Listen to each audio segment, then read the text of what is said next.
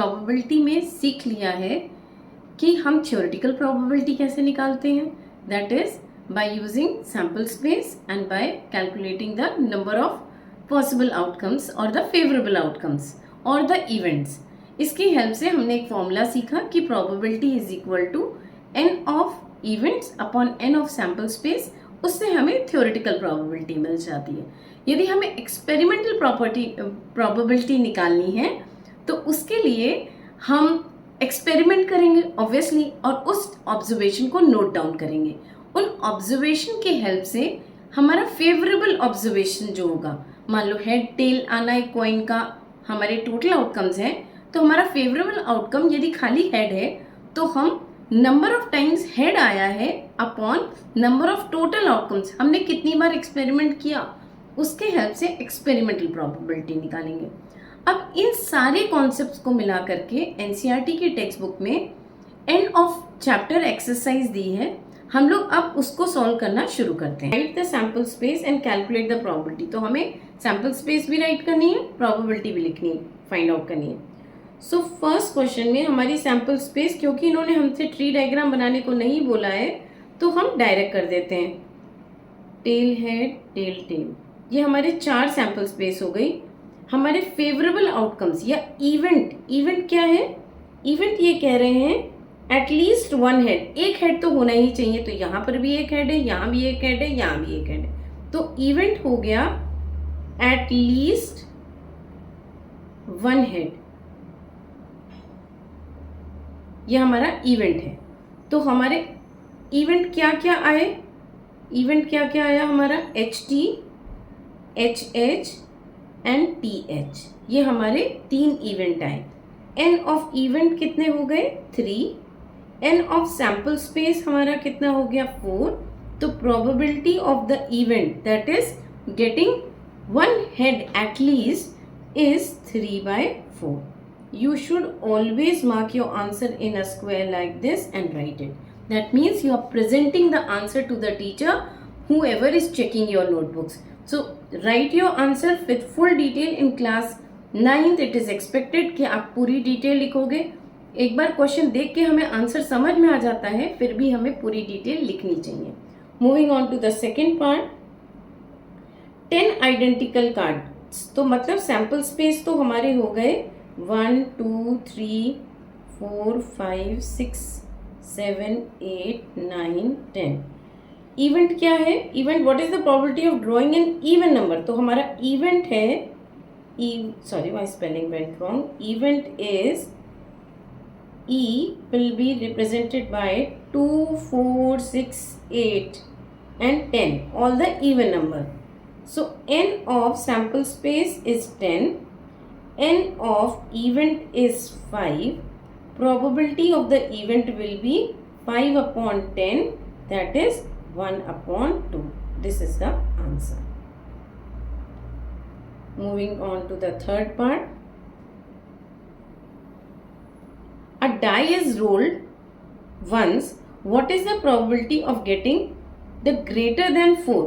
तो पहले हमारी सैम्पल स्पेस, यदि आप डाई को रोल करते हो, डाई मतलब डाइस का सिंगुलर फॉर्म है ना, तो उसमें कंफ्यूज मत हो, डाई लिखा है डाइस नहीं लिखा। मैं छोटी थी तो मुझे ऐसा लगता था यार डाई क्यों लिख दिया, तो आप उस पर कंफ्यूज मत हो। इवेंट क्या है, event is E greater than 4, event is greater than 4। तो 4 से ग्रेटर नंबर तो हमारे पास 2 ही हैं, दैट इज 5 और 6। अब हम n of sample space, n of sample space 6, n of event is 2, so probability will be, probability of the event will B 2/6, that is 1/3। बच्चों आपको आंसर्स एनसीईआरटी टेक्स्ट बुक में नहीं दिए हैं, तो आपको आंसर्स यहाँ से मैच कर लेना is a good idea, but not copying the questions, because learning happens, I again and again say, learning happens only when you solve the question. If I will keep solving, you will not learn. आप एक बार देख लो, video को pause करो, सारे questions अपने आप solve करो, that will be the best learning for you. Moving on to the fourth part, a bag contains 3 red balls, 2 blue balls and 1 green ball. One ball is picked at random, what is the probability that it is not red. तो not red जब आया तो हमारा event हम मानेंगे red. Not red will be the complement of the event.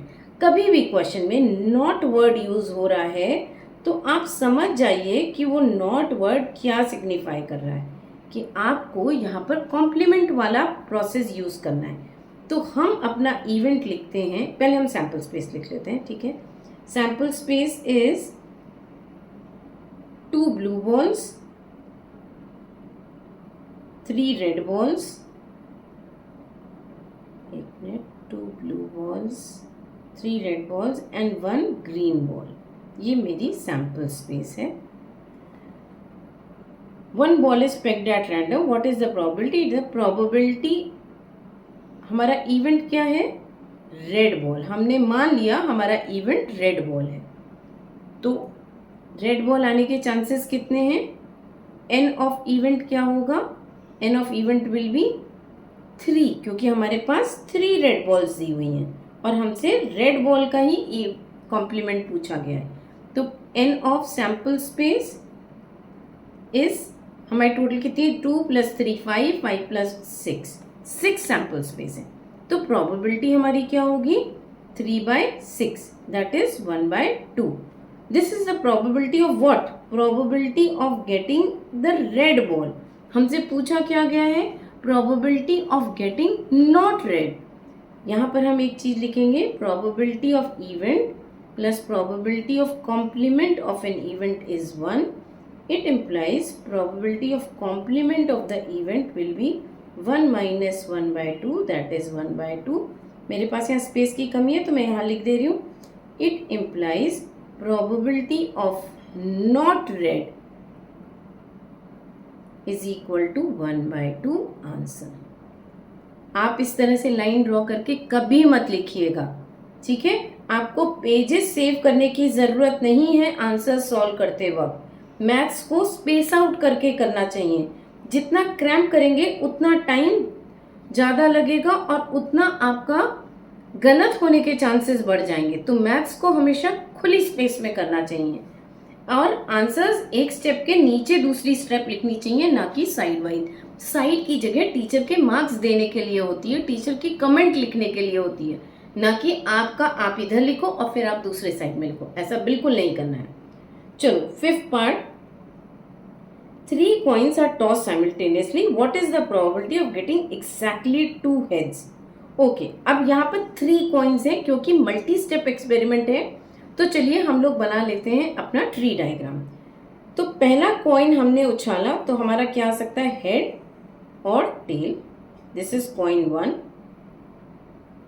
Coin 2 को उछाला तो head and tell, यहाँ भी हेड और टेल। कॉइन 3 को उछाला तो हेड और tell. Okay, let me make this a little bigger. Head and tail, head and tail, and head and tail. ठीक है, तो ये हमारे 8 आउटकम सैम्पल स्पेसेस लिख लें यहाँ पर। तो ये आई हेड हेड हेड, ये sample space I head head tail. This sample space is head tail head. This one is head tail tail. This one is coming as tail head head. This one is coming as tail head tail. Then this is coming as tail tail head. And this is tail tail tail. आपको I hope समझ में आ रहा है मैं कैसे sample space बना रही हूँ। मैं ये पाथ ली, ये पाथ ली, दूसरे के लिए मैंने ये पाथ, देन तीसरे के लिए मैंने ये पाथ, देन ये path. So these are my 8 paths. I am also trying to make the path so that you understand कि मैम ने आंसर कहाँ से निकाला। ये 8 पाथ्स मैंने ली, ठीक है। नाउ ये हमारी आ गई सैम्पल स्पेस। अब क्वेश्चन को पढ़ते हैं। 3 coins are tossed, what is the probability of getting exactly 2 heads? Exactly 2 heads हमें चाहिए, तो हमारे को फेवरेबल आउटकम ये है, हमारा फेवरेबल आउटकम ये है, हमारा फेवरेबल आउटकम ये है, और आपको कुछ नज़र आ रहा है? नहीं। तो इसकी प्रोबेबिलिटी क्या है? इन सब की प्रोबेबिलिटी 1/2 होगी, आप सबको मालूम है। तो हेड हेड टेल की probability 1/2 into 1/2 into 1/2 that is 1/8 होती है। इसकी भी probability 1/2 into 1/2 into 1/2 that is 1/8, और इसकी प्रोबेबिलिटी भी 1/2 इंटू 1/2 इंटू 1/2 दैट इज 1/8। सो हमारी टोटल प्रोबेबिलिटी क्या आ जाएगी? प्रोबेबिलिटी ऑफ गेटिंग 2 हेड्स क्या होगी? Will be 1/8 plus 1/8 plus 1/8 that is 3/8. That's our answer. ठीक है बच्चों, समझ में आया? प्रैक्टिस के साथ आ जाएगा, कोई बात नहीं। For the 6th question it says a child has 2 skirts, one red and one blue, and 3 types of pants, jeans, khaki and shorts. List all the possible combinations of outfits consist of. So here we are going to make a chart. So okay,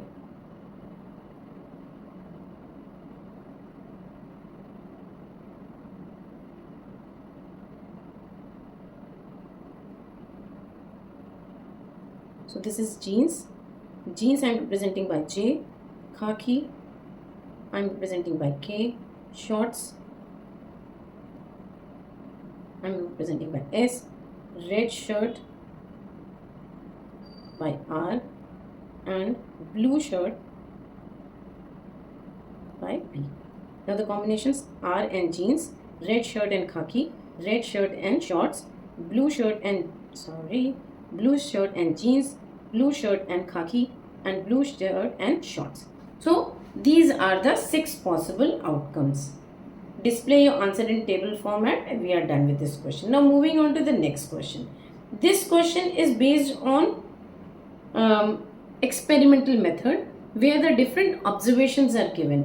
A tire company records distance before replacement in 1000 cases. मतलब कि एक company के cases आते हैं tyre replacement के, तो कैसे कितने किलोमीटर पे किसी कार के टायर बदले जाते हैं उसका उन्होंने डेटा मेंटेन करके रखा हुआ है।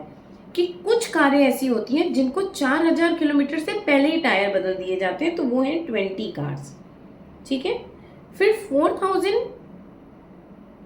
किलोमीटर से 9000 किलोमीटर तक 210, and 9000 to 14325, and more than 14000 445. Now we have to find the probability that a randomly chosen tire has less than 4000 kilometre. इसकी probability टोटल नंबर हमें दिया हुआ है, n of sample space और total outcomes will be 1000। यहाँ पर हमारा event क्या है? Less than, let me write with pen, right white pen, so less than 4000 हमारा इवेंट है फर्स्ट पार्ट में। तो इसका मतलब हमारा एन ऑफ इवेंट क्या हुआ? 20। तो प्रोबेबिलिटी क्या होगी? N of event upon n of sample space, that is 20 upon 1000।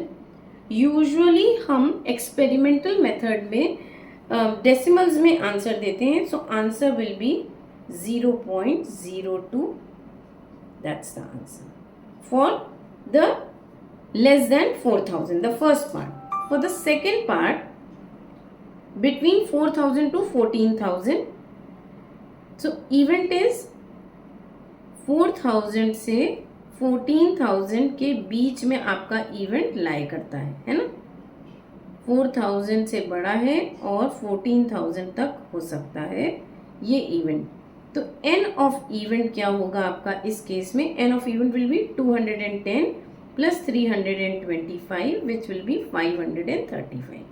So हमारी सैम्पल स्पेस तो सेम ही है, उसमें तो कुछ चेंज हुआ नहीं। तो प्रोबेबिलिटी क्या होगी? N of this event upon n of sample space, that is 535 upon 1000 which will be 0.535. Moving on to the third part. More than 14,000 मतलब कि इसकी बात हो रही है. So event क्या है? Event is E is more than 14,000. तो इसका मतलब n of E हमारे केस में 445.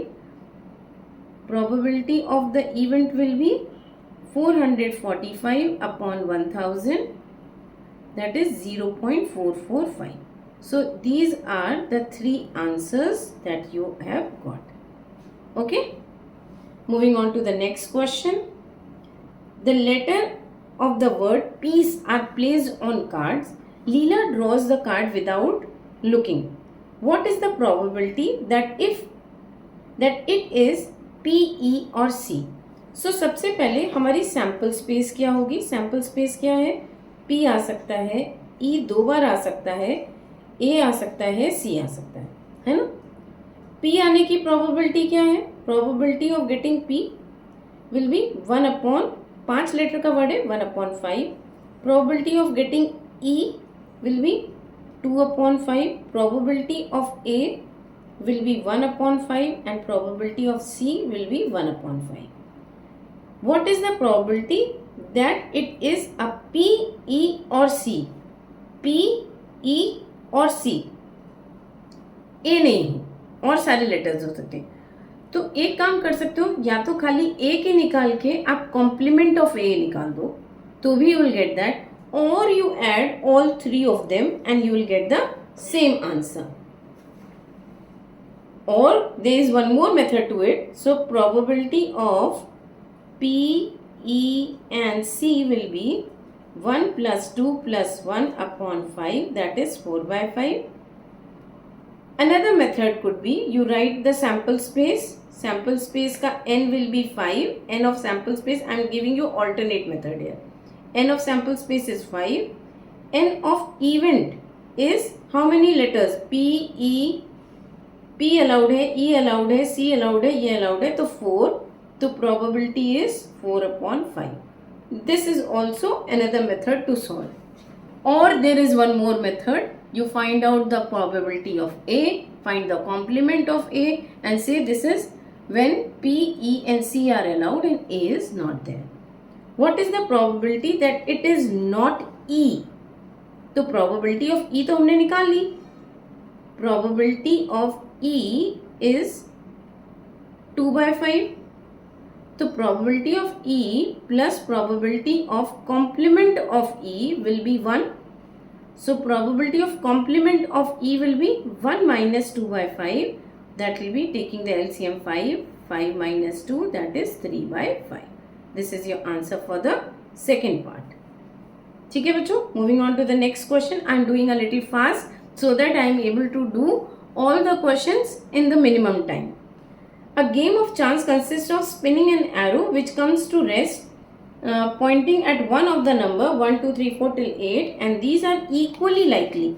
Equally likely मतलब कोई भी बायस नहीं है. ऐसा नहीं है कि आपका पॉइंट किसी एक पॉइंट पे जाकर किसी एक नंबर पे जाके रुक जाता है. बड़ा फ्रीली मूव करता है. किसी भी नंबर पे इक्वल चांसेस है. What is the probability that will be a point 8? तो पॉइंट 8 आने की प्रोबेबिलिटी पूछी जा रही है. प्रोबेबिलिटी ऑफ 8 इस इवेंट क्या है हमारा इस केस में? Event is 8. n of e will be 1. So probability will be probability of getting 8 of this event will be 1 upon 8. This is your first part. Second part, an odd number. तो हमारा event क्या है? Odd number. n of पहले odd number सारे लिख लेते हैं. 1, 3, 5, 7, 9 cannot be there because the numbers are till 8 only. So n of e will be 4. So probability here will be probability of getting this event will be 4 upon 8, that is 1 upon 2. A number greater than 2. तो हमारा event यहाँ पर क्या हो गया? Greater than 2. देखो जब हम ये लिख लेते हैं तो हमारे को क्लैरिटी आ जाती है कि हमें क्या निकालना है. गलती होने के चांसेस कम हो जाते हैं. n of e is 5. Probability of this event is 5 by 8. Moving on to the fourth, a number less than 9. All the numbers are less than 9. So event here is number less than 9. That is 1, 2, 3 till 8. All numbers. N of event is 8. Probability is 8 upon 8, that is 1. Moving on to the fifth part, a multiple of 3. Multiple of 3 event is multiple of 3. So it will be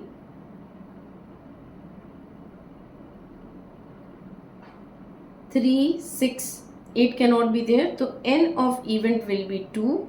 Probability will be 2 upon 8, that is 1 upon 4. So this is your fourth part. Moving on to the next question. A basket contains 4 red balls, 5 blue balls and one ball is drawn and laid aside. And a second ball is drawn. Draw the tree diagram to represent the possible outcomes and probabilities. Use the tree diagram to answer the following questions. तो question पहले एक बार पढ़ लेते हैं. What is the probability of drawing a red ball and then a blue ball and what is the probability of 2 blue balls. तो हमें पहले क्वेश्चन बनाने, ट्री डायग्राम बनाना. 1 ball is drawn and laid aside and the second ball is drawn. तो 2 event हो रहे हैं. पहली बॉल निकालना, दूसरी बॉल निकालना. पहली बॉल को जब हम निकालते हैं तो उसको बाहर ही रख देते हैं. हमारी total number of sample space इस केस में चेंज हो जाएगी. तो थोड़ा सा केयरफुली इस क्वेश्चन को करते हैं. तो हमारा क्वेश्चन है 4 रेड बॉल्स हैं हमारे पास. तो पहले रेड बॉल की प्रोबेबिलिटी क्या होगी. Probability of red ball will be 4/9 पहले केस में. Probability of blue ball will be 5/9. पर जब हम रेड बॉल निकाल लेंगे तो हमारी 4 रेड बॉल में से 3 ही बचेंगी और टोटल नंबर ऑफ बॉल्स भी 8 बचेंगी. तो इस चीज का ख्याल रखते हुए हम दूसरी प्रोबेबिलिटी इसकी क्या रखेंगे. सेकंड केस में यदि रेड बॉल निकाल ली है तो प्रोबेबिलिटी रेड बॉल की हमारी आएगी 3/8 और यदि हमने ब्लू बॉल निकाली है तो प्रोबेबिलिटी रेड बॉल की आएगी 4/8. आई होप समझ में आ रहा है. क्योंकि पहले केस में हमने रेड बॉल निकाली तो 4 थी, 3 ही बची और टोटल बॉल 9 थी तो 8 बची. दूसरे केस में हमने ब्लू बॉल निकाली तो ब्लू बॉल कम होगी, रेड बॉल थोड़ा ना कम होगी. रेड बॉल 4 की 4 रहेंगी तो 4/8. वैसे ही यहाँ पर यदि हम प्रोबेबिलिटी ऑफ ब्लू बॉल लिखें तो 2 आएंगी. एक आएगी 5/8 जब हम रेड बॉल निकालते हैं पहले केस में और दूसरे में ब्लू बॉल की प्रोबेबिलिटी आएगी 4/8 क्योंकि अब हमने ब्लू बॉल निकाली है. टोटल नंबर ऑफ आउटकम्स तो दोनों केस में सेम हो रहे हैं, निकल रहे हैं, बट इस बार हमने ब्लू बॉल. चलो अब इसको ट्री डायग्राम से समझते हैं. तो पहला केस 1 एंड केस 2, ये 2 हमारे केसेस हो रहे हैं. यहाँ पर रेड बॉल है और यहाँ पर हमारे पास ब्लू बॉल है. ठीक है. इसकी प्रोबेबिलिटी हमने पहले सीखी है 4/9 और 5/9 है. Any doubts at this case. अब हमने एक बॉल निकाल के बाहर रख दी. मान लो वो रेड बॉल हमने पहले केस में यदि हमारी रेड बॉल आई थी तो अब हमारी रेड बॉल की प्रोबेबिलिटी 3/8 हो जाएगी क्योंकि एक रेड बॉल तो चली गई. और ब्लू बॉल की प्रोबेबिलिटी, ये हमारा रेड बॉल है और ब्लू बॉल की प्रोबेबिलिटी अब क्या होगी. ब्लू बॉल की प्रोबेबिलिटी होगी क्योंकि वो 5 था, 5 ही रहेगा और 8. केस 2 में जब हमने पहले ब्लू बॉल निकाल ली तो रेड बॉल का नंबर तो चेंज नहीं होगा, वो 4/8 ही रहेगा. पहले वो 4 था, वो 4 ही रहेगा और ब्लू बॉल हमारी 4/8 हो जाएगी इंस्टेड ऑफ 5/8. तो ये रेड बॉल का है और ये ब्लू बॉल का है. अब हम पहले अपने सैंपल स्पेसेस निकाल लेते हैं. सैम्पल स्पेस पाथ को लेते हुए, पहली पाथ को लेते हुए red ball and red ball, probability बाद में लिखते हैं। Red ball, blue ball, blue ball, red ball and blue ball and blue ball. These are our sample spaces. So what पहले इन्होंने हमसे क्या कहा, draw the tree diagram and represent the all possible outcomes and probabilities. चलो सबकी probabilities भी निकाल लेते हैं। तो ये क्या हो जाएगा, 4/9 into 3/8. Solving this out, that is 3/18. Second number, this will be 4/9 into 5/8. Solving it out will be 5/18. This one will be 5/9 into 4/8, 5/18. And this one will be 5/9 into 4/8, that is 5/18.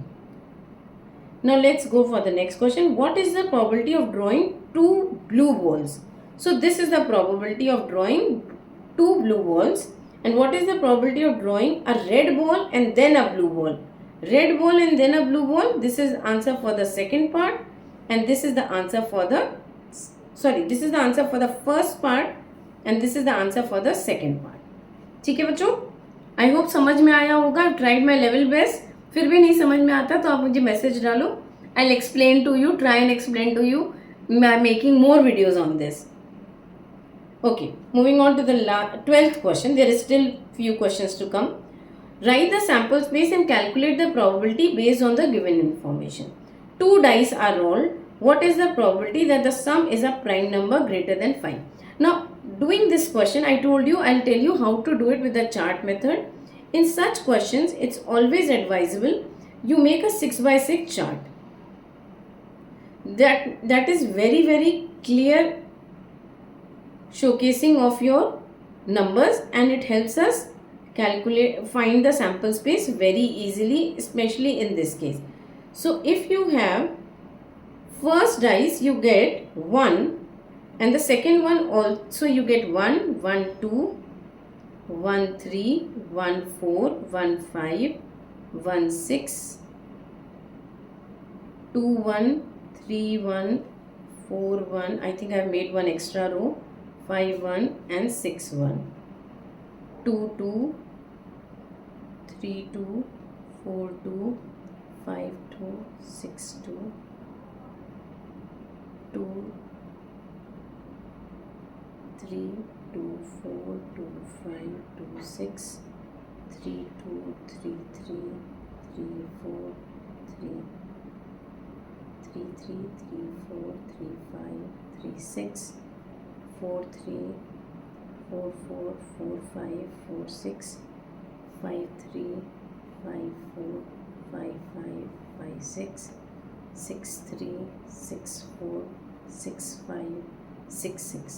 So we have got all 36 possible outcomes that are there. Now they are saying find a prime number greater than 5. तो prime number greater than 5 हमारे क्या क्या हो सकते हैं, पहले वो सोच लेते हैं. हमारे प्राइम नंबर्स ग्रेटर देन 5, 7, 9 तो प्राइम नंबर नहीं है, 11 और 6 + 6 मैक्सिमम कर लो तो 12, 13 तक हम कभी जाएंगे नहीं. तो अब हम फाइंड करते हैं किनका सम 7 आ रहा है. 1 + 6 का सम, 2 + 5, 3 + 4, 4 + 3, 5 + 2, 6 + 1. इनका सम 9 आ रहा है, बट 9 हमारे मतलब का नहीं है और ये 11 है. तो हमारे favourable outcomes n of event हमारा क्या है, प्राइम नंबर ग्रेटर देन 5. तो क्या आ रहे हैं कितने, 3, 6, 7, 8 आ रहे हैं. और सैम्पल स्पेस हमारी कितनी आ रही है, 36. प्रोबेबिलिटी क्या होगी, probability of getting prime number greater than 5 will be 8/36, which can be reduced to 2/9. This will be your answer for the first part. Moving on to the second part. A bag contains 4 red, 3 green and 2 balls. 2 balls are drawn without replacement. Now here 2 balls. I am not solving this question. You should do it yourself. What is the probability that both of them get different colors? तो different colours के लिए निकालने के लिए I would suggest आप पहले same colour की probability निकाल लो, इवेंट कर दो same colour, complement of N event will be different colours. मैं बस इसका आपको आंसर बता देती हूँ. 12th क्वेश्चन के सेकेंड पार्ट का answer will B 13/18. So I'll just write the answer here. 13/18 आना चाहिए फाइनल आंसर. ठीक है, अब आप अपने आप ट्राई कीजिए और निकालिए इस आंसर को. मूविंग ऑन टू द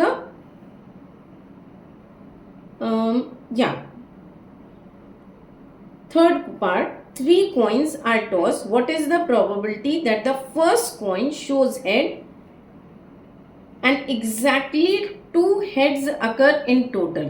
तो चलिए बनाते हैं ट्री डायग्राम. यहाँ पर पहला कॉइन हमारा head tail, this is our first coin. फिर head tail, head tail,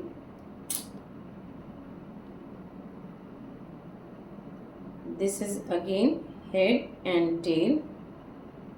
This will be heads. Let me make this a little wider so that I have space.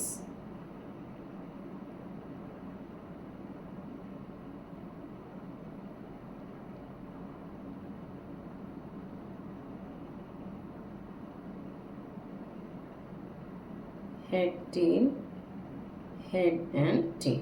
Now let's read the question again. The question says 3 coins. So this is our first coin. Let me do this one also a little. Head, tail. So this one is our first coin. The orange one are our second coins. And the yellow ones are our third coins. Okay. So these are the 3 events we are talking about. Now what is the question saying?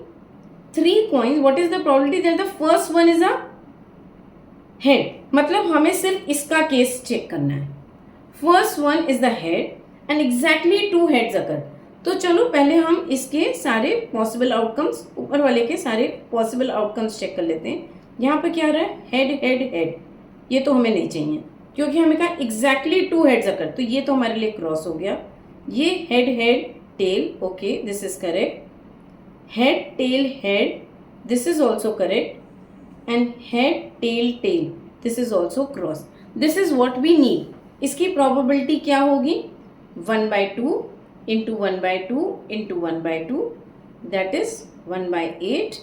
This is also 1/2 into 1/2 into 1/2, that is 1/8. So total probability of exactly 2 heads of the event, यहाँ पर लिख लो event क्या है? Exactly 2 heads with the first letter being H only will be 1/8 plus 1/8, that is 2/8, and the answer will be 1/4 final answer. ठीक है बच्चों? I hope you are getting it and I am able to make things easy for you. Okay, moving on to the fourth part. We are looking at the fourth part which says 4-digit number where the first digit has to be even number. That means आपके पास 4 options हैं. Digits के options क्या क्या हैं? आपके पास sample space में digits कितनी हैं? 1 2 3 4. आपको 4 डिजिट नंबर बना. Just a minute. So this is your 4 digit number. इसमें यहाँ पर नंबर जो है आपका या तो 2 आ सकता है या नंबर 4 आ सकता है, और तो कुछ नहीं आ सकता, तभी आपको इवन नंबर मिलेगा. What is the probability that the number is even? तो यहाँ पर 2 4 आ गया, एक नंबर यूज हो गया, तो यहाँ पर क्या बचेगा? इसकी हेल्प से चलिए ट्राई करते हैं. इसको ट्री डायग्राम से भी कर सकते हैं, लॉजिक से भी कर सकते हैं. मैं आपको दोनों तरीके से क्वेश्चन करना बताऊंगी. मान लो आपके इवन स्पेस में फर्स्ट स्पेस पे आप 1 प्लेस में आप 2 और 4 ले लेते हो. 2 ले लेते हो तो अब आपके पास ऑप्शन क्या बचता है, मैं थोड़ा सा इसको वाइडन बनाती हूँ so that I am able to draw. Okay, so अब मेरे पास ऑप्शन क्या बचा, 1 3 4 का बाकी डिजिट्स के लिए। So this is my ones digit. So then I am coming to my tens digit में मेरे पास ये ऑप्शंस हैं। यहाँ पर मेरे पास ऑप्शंस क्या हैं, 1 2 3 के ऑप्शंस हैं, फिर hundreds digit and then thousands digit, क्योंकि 4 डिजिट का नंबर बनाना है। 1 यूज हो गया तो मेरे पास ऑप्शन क्या बचे, 3 और 4 के बचे। यहाँ पर ऑप्शन मेरे पास 1 और 4 के बचे, और यहाँ पर मेरे पास ऑप्शन 1 और 3 का बचा। यहाँ पर 3 यूज हो गया तो थाउजेंड्स डिजिट में मेरे पास आएगा 4, यहाँ पर आएगा 3, यहाँ आएगा 4, यहाँ आएगा 1, यहाँ 3, यहाँ पर आएगा 1। सो इस तरीके से मेरे पहले बन गए कितने ऑप्शंस, 1 2 3 6 ऑप्शन बन गए। ऐसे ही मेरे 6 ऑप्शंस 4 के साथ बनेंगे, टोटल हो गए 12 ऑप्शंस। और मेरे इवन नंबर वाले, ये तो मेरे इवन नंबर वाले बने, तो सैंपल स्पेस ये मेरे फेवरेबल आउटकम्स हैं। ये मेरे options I am talking about कि मेरे इवन नंबर हुए तो क्या क्या नंबर्स बन सकते हैं। तो दैट मीन्स मेरी टोटल इवेंट 12 आ रहे हैं। ये मैंने आपको सोचने का तरीका बताया कि आप कैसे सोचोगे इस क्वेश्चन को, ठीक है। यदि आपका 6 इवेंट बनेंगे आपके 2 के साथ, 6 इवेंट बनेंगे 4 के साथ, but total number of numbers कितने बन सकते हैं इन 4 डिजिट्स को यूज करके। सो आपके एन ऑफ सैंपल स्पेस क्या बन सकता है, दैट इज इक्वल टू, यहाँ पर यदि आपने 4 डिजिट्स ले सकते हो, यहाँ 3, यहाँ 2, यहाँ 1, तो नंबर ऑफ आपकी जो डिजिट्स बन सकती हैं will be 4 into 3 into 2, that is 24। तो टोटल आप कॉम्बिनेशंस 24 बना सकते हो इन 4 डिजिट्स के साथ। बट इवन नंबर वाले अभी हमने देखे कितने बन सकते हैं, 12। तो n of event is 12, so probability of getting even number is 12 upon 24, that is 1/2। इसको एक तरीके से ऐसे भी समझा सकते हैं, क्योंकि 4 डिजिट्स हैं, 4 में से 2 डिजिट्स फर्स्ट पोजीशन पे आने वाली हैं, तो the probability of getting even number is half, equally likely. You understand? So that is one more method. If it is a 1 mark question, you can do it that way.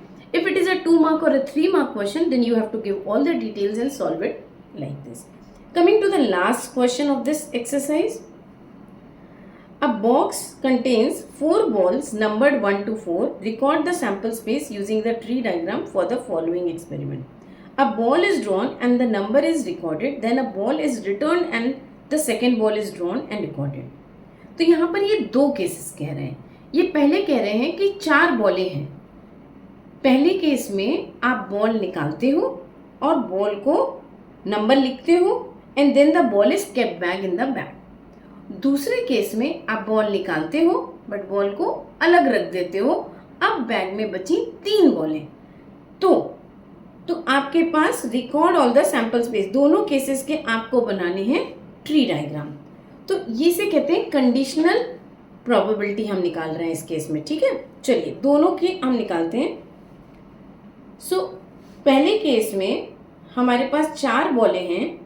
मैं अभी पूरा tree diagram नहीं बनाऊंगी, मैं सिर्फ छोटा सा बनाती हूँ। The video is getting to larger, so I will show you 1 2 3 4, ठीक है।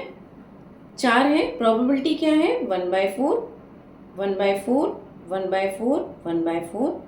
जब आप दूसरे केस में बॉल्स निकालते हो तो फिर 4 बॉल्स निकलेंगी, 1 2 3 4, 4 बॉल्स निकलेंगी, 1 2 3 4। क्योंकि आपने कोई बॉल हटाई नहीं है तो एक नंबर के साथ आपकी 4 सैंपल स्पेसेस आ रहे हैं। तो total number of sample spaces आपके यहाँ पर कितने आएंगे, 16 आएंगे। तो आप पेपर पेन पे प्रॉपर स्केल के साथ एक पूरे पेज पे ये बनाइए। दूसरे केस में आपके, let me draw it little bit for you. So ये 1 2 3 4, यहाँ पर आपकी सैंपल स्पेस में पहले केस में 1/4 प्रोबेबिलिटी है, बट जब आपने 1 निकाल ली बॉल तो उसको साइड में रख दी। अब आपके आने के चांसेस क्या बचे? 2, 2, 3, 4, क्योंकि 1 तो आप हटा चुके। आपको यहाँ पर सैंपल स्पेस एक नंबर के साथ 3 आए तो 4 नंबर के साथ आपकी कितनी आएंगी sample space? 12. So n of sample space in this case is 12. This is what they have asked. What are the sizes of these two sample spaces? Okay, so you had to draw the diagram, record the sample spaces using the tree diagram for the following experiment. आप इन दोनों questions को, दोनों parts को पूरा properly draw कीजिए और उसके बाद शो कीजिए कि there are 16 sample spaces and there are 12 sample spaces. I have tried to explain these questions in quite detail. I hope you all understand this. Keep watching Easy Maths. Bye bye.